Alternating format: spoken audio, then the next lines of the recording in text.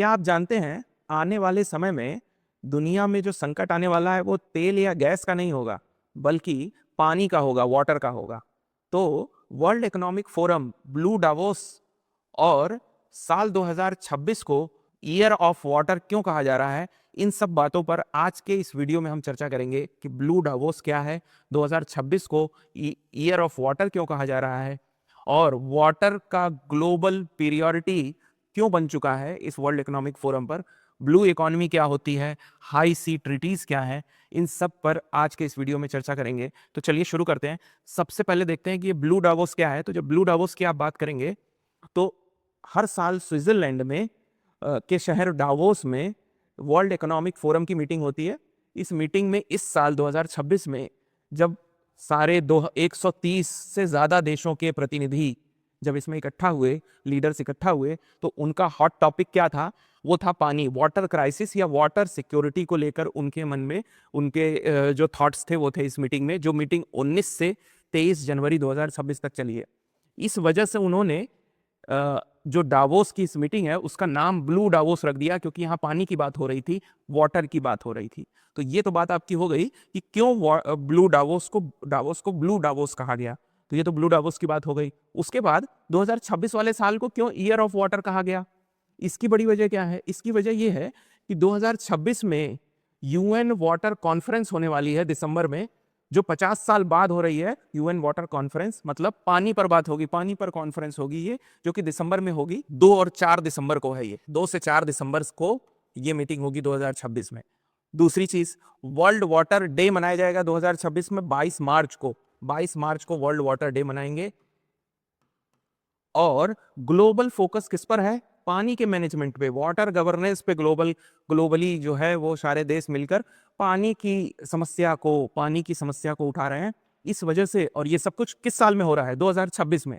इसीलिए 2026 को year of water कह दिया गया है। तो ये बात आपकी क्लियर हो गई कि ईयर ऑफ वाटर क्यों कहा गया 2026 को। अब देखिए ग्लोबल वाटर क्राइसिस क्या है। ग्लोबल वाटर क्राइसिस को 3 टर्म से इसमें बताया गया है इस मीटिंग में: टू लिटिल, टू मच और टू पॉल्यूटेड। मतलब पीने योग्य पानी तो बहुत कम है, बहुत लोगों को नहीं भी मिल पा रहा है पीने योग्य पानी, और पानी की कमी तो है नहीं क्योंकि बाढ़ भी आ रही है, फ्लड्स आ रहे हैं, सी लेवल राइज कर रहा है, सी लेवल बढ़ रहा है पॉल्यूशन, ग्लोबल वाटर वार्मिंग की वजह से।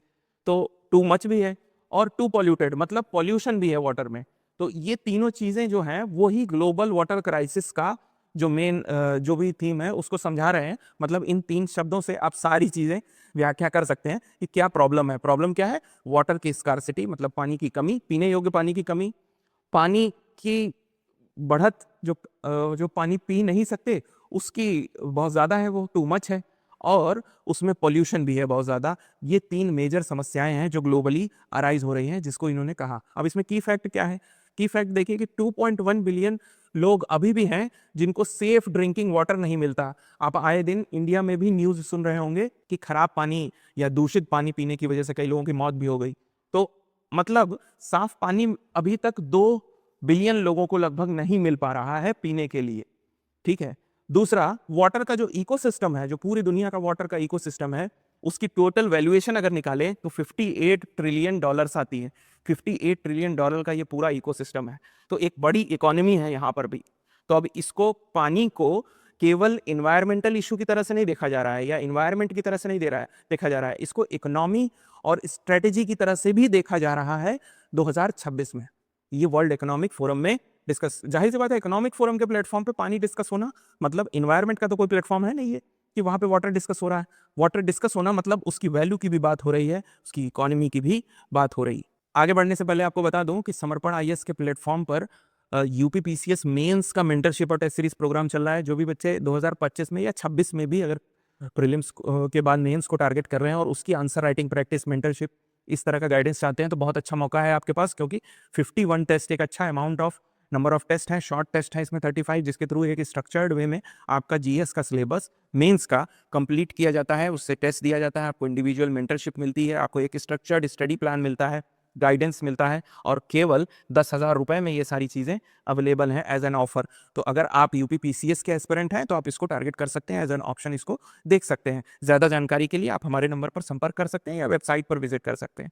अब देखिए आगे देखते हैं, ब्लू इकोनॉमी की जब बात हो रही है तो ब्लू इकोनॉमी से क्या मतलब समझते हैं? ब्लू इकोनॉमी का मतलब ये है कि ये जो पानी है ना, इसके अराउंड जो इकोनॉमी घूमती है, वो कौन सी इकोनॉमी है? जो फिशरीज है, टूरिज्म है, शिपिंग है, एनर्जी है, ये सारी चीजें जो वाटर यानी पानी के थ्रू आ रही हैं या पानी वाले रिसोर्सेस के थ्रू आ रही हैं, उनकी बात कर रहे हैं। उससे जो इकोनॉमी सर्कुलेट कर रही है, वो जो इकोनॉमी सर्कुलेट कर रही है, उसी इकोनॉमी को ब्लू इकोनॉमी कहा जाता है। और ये इकोनॉमी है कितनी? इसका पोटेंशियल जो है वो 3 ट्रिलियन तक का है। 2030 का जो प्रेडिक्शन है कि 2030 तक हम 3 ट्रिलियन तक इसको पोटेंशियल को एक्सप्लोर कर सकते हैं, 3 ट्रिलियन तक इसके पोटेंशियल को। अच्छा, अगर पॉल्यूशन इसी तरह वाटर में जारी रहा तो आपको लॉस कितना हो सकता है? आपको लॉस हो सकता है 8.5 ट्रिलियन का। 8.5 ट्रिलियन का लॉस हो सकता है अगले 15 सालों में।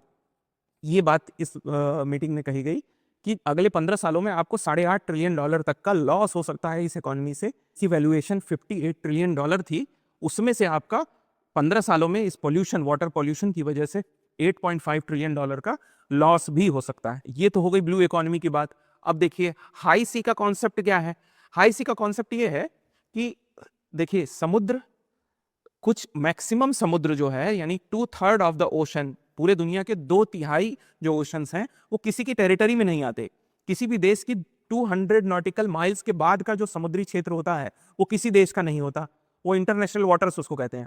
तो इंटरनेशनल वाटर्स में जो भी पोल्यूशन किया जा रहा है उसके लिए कौन रिस्पॉन्सिबल होगा? भाई मेरे घर में जो कचरा है उसके लिए तो मैं रिस्पॉन्सिबल हूँ, तो मैं सफाई भी मैं करूंगा, ठीक है। लेकिन जो कचरा रोड पे पड़ा हुआ है, जो किसी की अथॉरिटी में नहीं आता, जो पूरी दुनिया की अथॉरिटी सबको यूज कर रहा है उसको, उसका तो सीधे जवाब ये होगा कि मैं क्यों साफ करूं भाई, वो तो मेरी जिम्मेदारी है नहीं।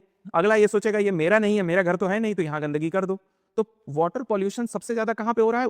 इस 2/3 ओशन में हो रहा है, जो कि किसी के कार्य क्षेत्र में या किसी के अधीन नहीं आता।